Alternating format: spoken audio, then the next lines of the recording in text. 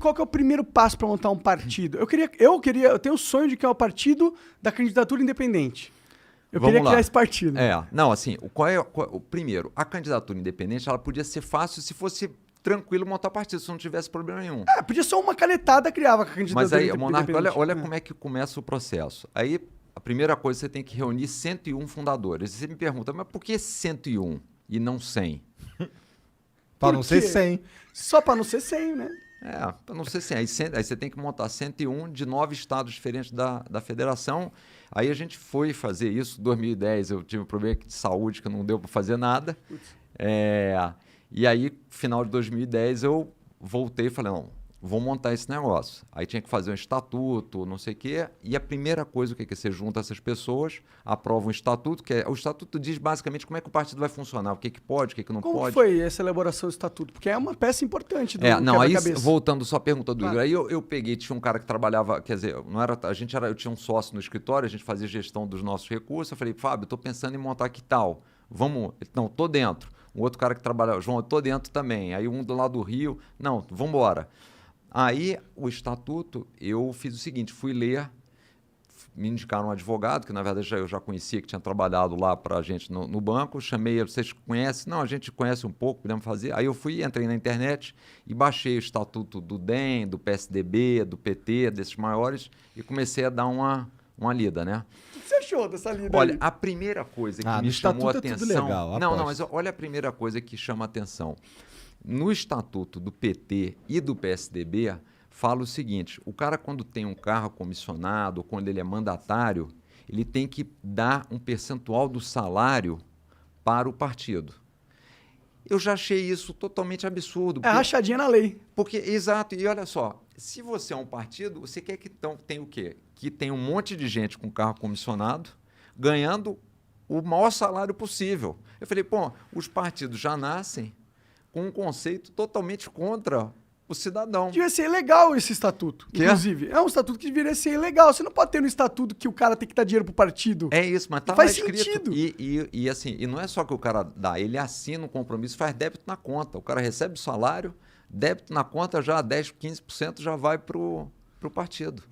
Entendeu? O sistema tá todo podre, né? Então, assim, as leis são todas podres. Cara. Aí eu comecei a ver os estatutos, a gente começou a ler e falou, a gente tem que tentar ir fazendo algumas coisas diferentes aí. A primeira coisa, que nem estava no estatuto, mas a gente já começou a pensar na época, falou, não dá para usar dinheiro público, né? Porque qual que é o conceito por trás de qualquer coisa?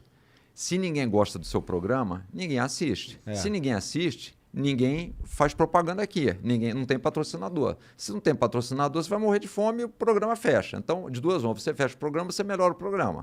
Sim. Tá certo?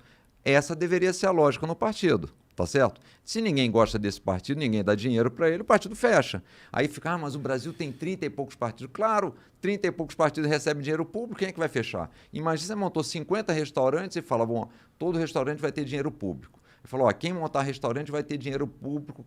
Vai ter, garantia de sucesso. Vai ter 50 milhões de restaurantes. Não interessa se trata bem, se faz comida boa, se recebe tem gente para comer. Se tem gente para comer, vou montar restaurante. Tá certo? Então, assim, essa lógica está totalmente errada. Então, a primeira coisa, por exemplo, no Brasil, tinha que acabar dinheiro público, era a forma de diminuir a quantidade de partidos. Mas aí, voltando, então, falei, primeira coisa, junta as pessoas. Faz o estatuto, aí, olha que interessante, aí você tem que publicar o estatuto no Diário Oficial, né? Você precisa publicar para você tirar o CNPJ. Aí, quando a gente vai no Diário Oficial, o cara falou, olha, para publicar eu preciso do CNPJ. Eu falei, mas eu só consigo o CNPJ se eu publicar. Não, mas só podemos publicar se tiver o CNPJ da empresa. Então, aí conseguimos, o advogado explicou, depois de uma luta, eles publicaram. Aí, com a publicação, a gente tirou o CNPJ. Que doideira, que puta doideira. que pariu, cara. Aí, agora eu vou tentar abrir uma conta corrente. Porque o partido precisava ter uma sede, precisa ter uma conta corrente no banco. Aí você vai nos bancos públicos, não dá para abrir, só depois do registro. E os bancos privados, com partido político já não quer abrir, não dá, é complicado. Caralho, e esse cara é o João Amoedo, que trabalhava no Unibanco, né? E diziam que o partido era do Itaú. Né? Tem muita já, o partido do Itaú. Aí você vai lá no Itaú, conta corrente para você. Pau no teu cu. Mas só para abrir uma conta, não vai fazer nada, só para pagar umas continhas ali, o negócio. Não pode. E aí começamos a pior etapa, que é onde o Bolsonaro não conseguiu avançar, que é coletar as fichas de apoio, né? Como é que é a história da ficha de apoio? Você tem que ter uma fichinha que você assina na rua, você aborda as pessoas e fala, ó, você topa que a gente cria um partido? Você vê que já não é um discurso fácil, porque o cara, partido político, Deus me livre. Mas você tinha que ter 500 mil fichas dos caras dizendo que apoiavam a criação do partido, com o nome do cara, o título de eleitor. Nossa. Imagina. E aí depois que você... E não pode ser digital isso. Não pode ser digital.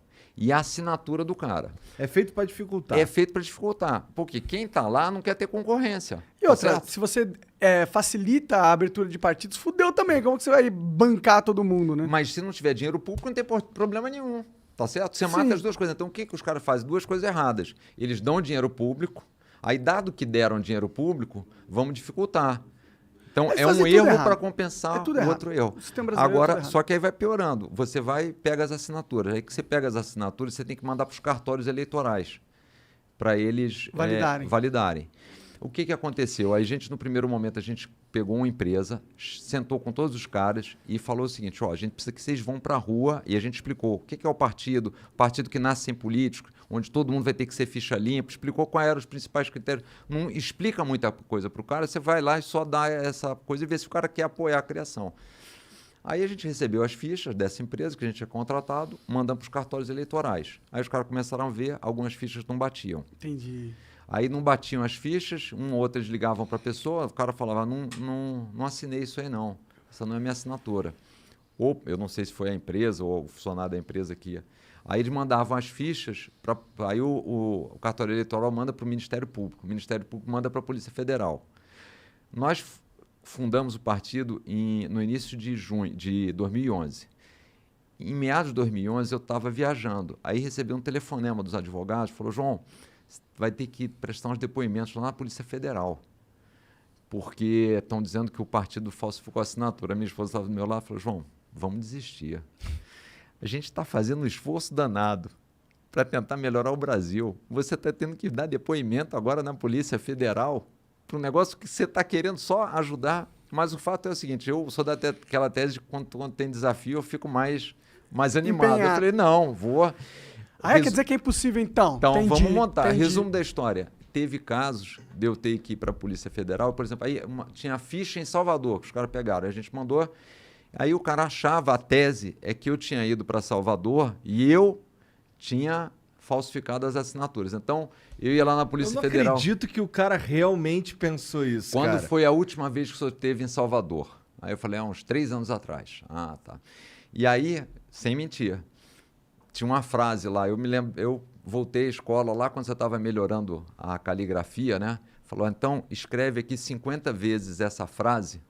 Eu escrevia 50 vezes a frase para comparar se a minha letra era a letra que estava na ficha. Pode crer.